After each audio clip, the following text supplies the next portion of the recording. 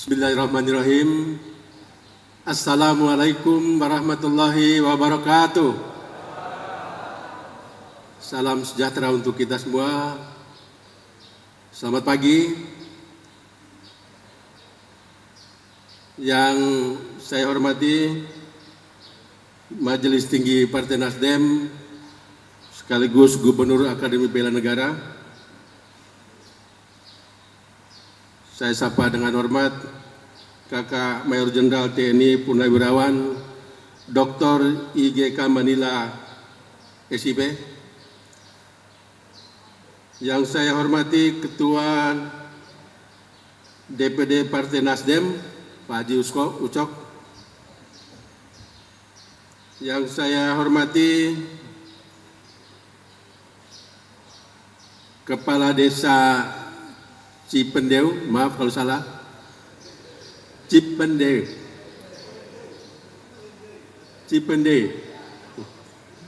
ini lidah Papua ini susah.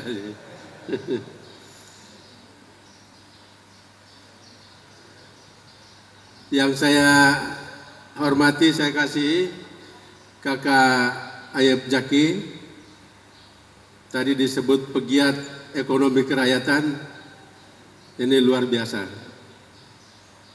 Bapak Ibu, saudara-saudara sekalian, para pengurus DPD, DPC, DPRD Partai Nasdem, dan juga para kelompok tani, dan seluruh hadirin yang saya tidak sebutkan satu persatu. Alhamdulillah pada pagi hari ini kita bisa ketemu dalam keadaan sehat walafiat. Ini bukan sebuah kebetulan, tapi memang sudah direncanakan bahwa kita harus ketemu di sini. Saya sendiri bersahabat dengan Kakak Ayep Jaki belum lama. Setelah mendapat rekomendasi dari Kakak Gubernur Akademi Bela Negara Partai Nasdem di DPP, kemudian saya diketemukan. Lalu masuklah beliau ini di dalam kepengurusan Departemen Pertanian dari bidang pertanian, peternakan dan kemandirian desa DPP Partai Nasdem. Saya sendiri kebetulan ketua bidang di sana dan sekaligus sebagai anggota DPR RI di Komisi 4. Kapoksi Komisi 4. Jadi masing-masing fraksi punya pimpinan di Poksi ke kelompok fraksi. Saya Kapoksi di Komisi 4. Terima kasih saya sudah ada di sini. Saya bisa bertatap muka dengan Bapak Ibu sekalian dan sebagaimana acara kita pada hari ini didesain sedemikian rupa untuk peresmian sebuah gudang kedelai namanya, dan kemudian kita juga akan melaksanakan panen perdana untuk kedelai.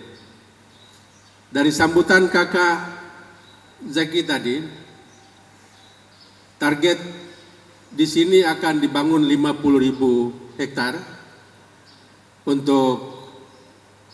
khusus untuk komoditi kedelai. Bapak Ibu, kakak-kakak semua yang saya cintai, di tengah-tengah pemerintah sudah kewalahan bagaimana mencapai swasembada pajale, padi, jagung, dan kedelai. Pada zaman Orde Baru, kita tahu zaman Pak Harto ada swasembada padi. Menyusul kemudian kita dalam perjalanan yang cukup panjang, jagung dan kedelai masih terpuruk. Tapi dalam 2 periode belakangan ini, kita sudah jagung mendekati kebutuhan kita secara nasional. Sementara kedelai masih jauh di bawah. Kalau saya bilang Pak Jaki ini orang gila. Pemerintah tidak bersemangat untuk itu, untuk kedelai ini, dan memilih impor daripada mendorong tetapi tidak menarik bagi petani. Kerjanya ribet, harganya lebih murah, harganya mahal ya, tapi barangnya cuma sedikit.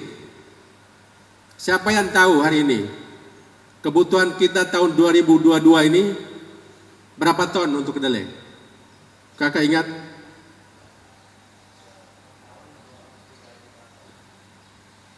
Ya, angka pasnya begini.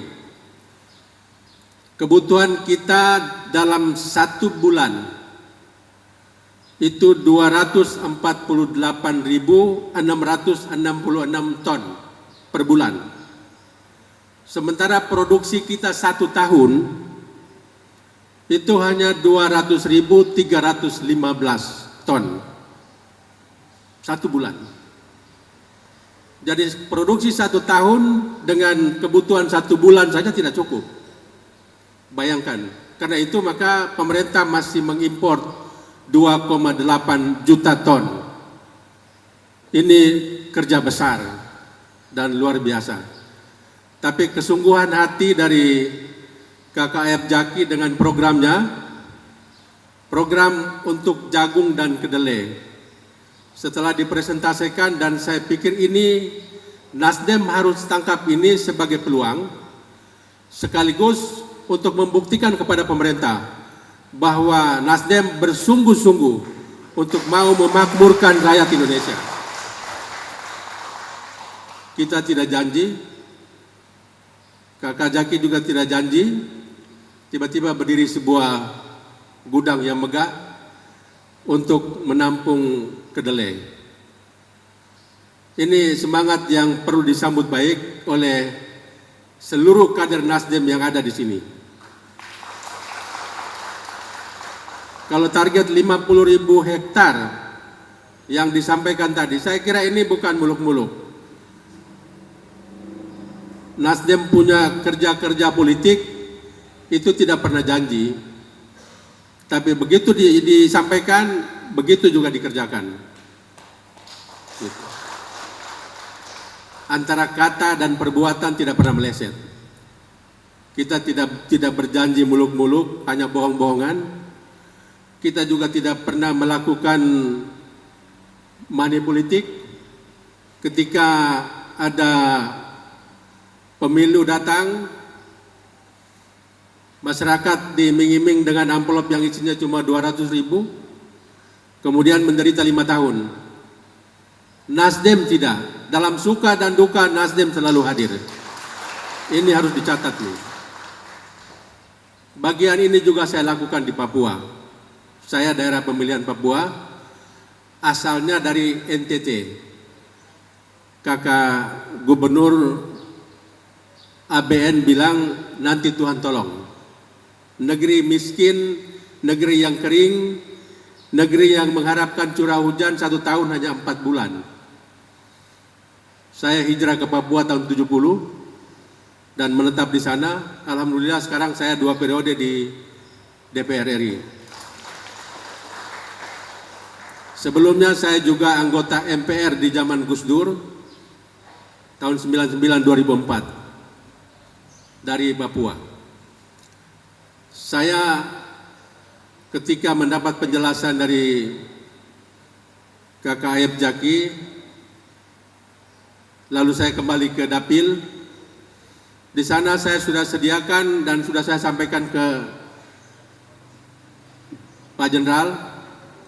Di Papua saya siapkan 300.000 hektar untuk kedelai ini. Dan tahap pertama nanti kalau umur panjang tidak ada halangan, akhir bulan ini atau awal bulan depan, nanti kami bertiga akan kunjungi 2 tempat di wilayah utara di Kabupaten Kerom yang tadi disampaikan, dan juga di bagian selatan pas di batas negara dengan PNJ Merauke. Kami akan lihat lahan yang saya bilang ini. Ini lahan adat yang di Merauke yang begitu luas, itu lahan adat yang diserahkan kepada pejabat di daerah untuk kami kerjasamakan. Dan ini saya kira cita-cita untuk mewujudkan 1 juta hektar untuk kedelai, untuk mencapai swasembada kedelai untuk memenuhi kebutuhan tadi, dan juga untuk memenangkan pemilu 2024. Itu yang paling penting. Kita akan masuk di situ. Tugas saya tidak hanya mengurus Papua, tapi dengan jabatan yang ada di DPP, saya ingin keliling. Dan kalau berkesempatan saya nanti berkeliling dengan Pak Jaki sebagai program unggulan kita yang nanti akan kami presentasikan di rapat kerja nasional nanti. Karena itu sehari ini saya ada di sini, dan kalau saja Papua sumbang 300.000 hektar, di sini 50.000 hektar, berarti 350.000 hektar. Kalau provinsi lain masing-masing dengan struktur yang ada, solid sampai di bawah kabupaten kota, bahkan di kampung-kampung, di desa-desa, saya yakin sekali bahwa 1 juta bisa terpenuhi untuk masuk di 2024. Kita menang. Saya tahu juga tadi bisik-bisik dengan Ketua DPD, saya tanya berapa kursi kita dari sini. Kursi kabupaten hanya 1. Gitu Pak ya. Provinsi kosong, pusat juga tidak ada wakil kita dari sini. Karena itu sahabat saya ini bawa diri ke sini, didukung tidak ini? Sepakat ya? Oke, saya akan datang berkali-kali untuk bicara soal ini. Supaya kita menang. Kita punya wakil lebih banyak, lebih baik. Wakil kita kalau duduk di nanti, kalau berkenan nanti masuk di Komisi 4, yang urusannya cuma pertanian, perikanan, kemudian kehutanan, ini akan menarik untuk mengisi daerah ini menjadi lumbung pangan nasional. Kita berharap begitu. Karena itu Bapak Ibu sekalian, saya sangat senang saya berada di tengah-tengah kader Nasdem yang ada di kabupaten ini. Pasti juga ini menjadi berita viral. Mimpi apa sampai saya datang ke sini? Mimpi apa lalu kemudian Pak Ayab Jaki juga masuk mau bertarung ke tingkat nasional, ke DPR RI. Tapi ini bukan mimpi, ini sungguhan. Sungguhan ya, serius. Saya berharap seluruh kader harus bekerja. Seluruh kader sampai di bawah harus bekerja. Nah, kepada Ketua DPD saya punya pesan begini. Tahun politik, kita sudah masuk tahun politik dan sebentar lagi tahun depan kita akan mengikuti pemilu. Karena itu dari sekarang cari kader yang bagus-bagus, yang punya pengaruh. Lalu kemudian setelah direkrut mereka, posisikan mereka. Dan mulai didorong memperkenalkan diri dan seterusnya kepada masyarakat. Ini basis yang menurut saya luar biasa dan gampang digarap. Karena rata-rata seluruhnya petani. Nah, karena begitu maka saya kira untuk apa saja yang nanti kami putuskan di DPP, pasti nanti beliau juga akan bawa ke sini. Dan tentu untuk pemenangan di 2024 nanti. Saya menaruh harapan, cuma tadi saya lupa tanya Pak Ucok. Target kita di kabupaten berapa kursi? Untuk 2024. Semua dengar ya? Semua dengar target itu? Kabupaten 6 kursi. Ayo. Minimal 6 ya. Minimal 6 kursi. Ayo semangat. Siapa yang mau masuk segera mulai mensosialisasikan diri. Alhamdulillah. Semangat ya. Harus menang. Luar biasa. Hadir nanti di Rakernas ya. Ya, di Rakernas itu ikuti baik-baik orasi Ketua Umum, dan acara-acara berlangsung juga sudah terseleksi dengan baik. Karena itu menjadi bagian dari kita. Kita setelah dengar di sana kita pulang menjadi guru. Kita bisa bicara dengan masyarakat, kita bisa bicara meyakinkan diri dan seterusnya. Persiapkan baik-baik karena tadi Pak Jaki bilang harus ada ongkos. Bagaimana mau bikin spanduk kalau mau masuk calon saya tidak ada uang untuk bikin spanduk. Begitu. Karena itu persiapkan baik-baik Bapak Ibu sekalian, kakak-kakak. Semoga saja pertemuan kita ini akan bisa berlanjut lagi. Dan apa yang kita bicarakan hari ini kita sama-sama bertanggung jawab. Target di sini 50.000 hektar ini juga harus bisa terwujud. Dan target pemenangan yang tadi Kakak Ucok Ketua DPD sampaikan juga harus bisa terwujud. Saya kira begitu dan saya tentu memohon Bapak Gubernur Akademi Bela Negara, Majelis Tinggi Partai Nasdem untuk menasehati kami semua. Kami semua yang ada ini mengharapkan ada nasihat dari Bapak, apa kerja-kerja politik karena ini waktu berjalan terus. Terima kasih atas perhatian kakak semua. Saya akhiri. Assalamualaikum warahmatullahi wabarakatuh.